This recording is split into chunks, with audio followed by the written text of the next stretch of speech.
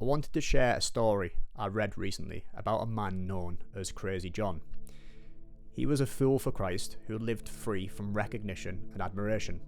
And I found so much value in reading about Crazy John that I wanted to share it with you. And it just seems obvious to me that, how important it is that we continue to share the stories of the saints. Now, Crazy John was a modern fool for Christ, a saintly and humble figure who wandered the city's neighbourhoods performing secret acts of charity. So, who was Crazy John? Crazy John lived alone in a tiny apartment inherited from his mother. He worked at a local bakery starting before dawn, and every morning before heading home, he filled bags with bread and quietly delivered them to elderly neighbours, struggling students, and anyone in need. He made it his mission to know everyone in the neighbourhood, their names, their struggles, and their loneliness. At night, he prayed loudly, reciting psalms, and when asked why, he said, they were intended to drive away the little critters, that is demons, from the neighbourhood. He used to read the psalms so loud that a newly arrived tenant who didn't know John that well called the police, complaining about him disturbing the peace. John dressed in ragged clothes, and people used to give him money out of pity, and he would accept it.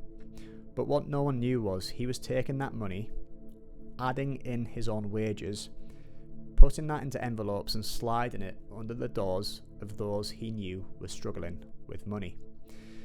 Now, at supermarkets, John was often seen buying strange items, women's clothing, women's products, even making the cashiers giggle. And the owner of the supermarket felt so sorry for him that he only charged John half price, clearly thinking he had lost his mind. But no one realised that John was frequently buying items for those who were struggling with money. One morning, John didn't show up to work. Instead, he was found opening the storm drains along the street, cleaning them out one by one.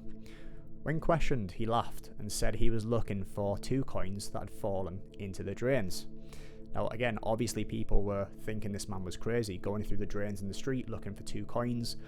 So naturally, people mocked him. They were confused, and the baker even threatened to fire him. That morning, a violent storm hit the city. Entire neighbourhoods flooded, cars were swept away, and homes destroyed. But John's neighbourhood, untouched. The drains were clear. And when the mayor visited to assess damage, people finally understood that the fool's madness had saved them all. Now, at John's funeral, more stories poured out. A janitor spoke of how John went to church daily, arriving before the priest, pretending to beg, only to secretly donate every coin to the poor. Then a woman named Arit spoke through tears.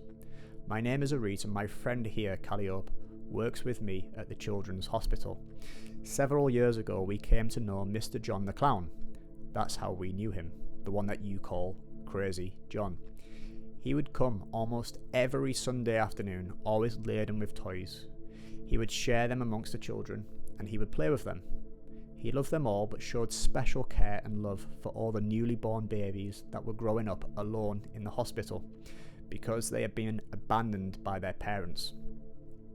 He would even leave money with the nurses as he would leave in case the children needed any supplies.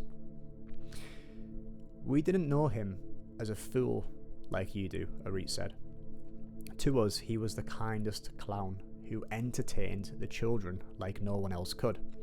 He especially loved a little child whose parents had abandoned him because he was born with Down syndrome, Calliope added. But tell me, little Calliope, how could they leave behind this tiny angel? He would wonder. If only they, the parents, knew that this angel was for them a ticket to paradise and eternity, they would never have abandoned him. How on earth do you turn your back on such a treasure? If only we knew, dear girl, what treasures God sends to a man continuously to save him, we would be jumping for joy. Here, take a look at this angel. This is one of those treasures. Now, John's overall message was love without sacrifice is empty. And sometimes these people the world calls mad, they are the ones quietly saving it. And I'm sharing this story because it challenges myself to think about how I judge people, something which I struggle with quite often.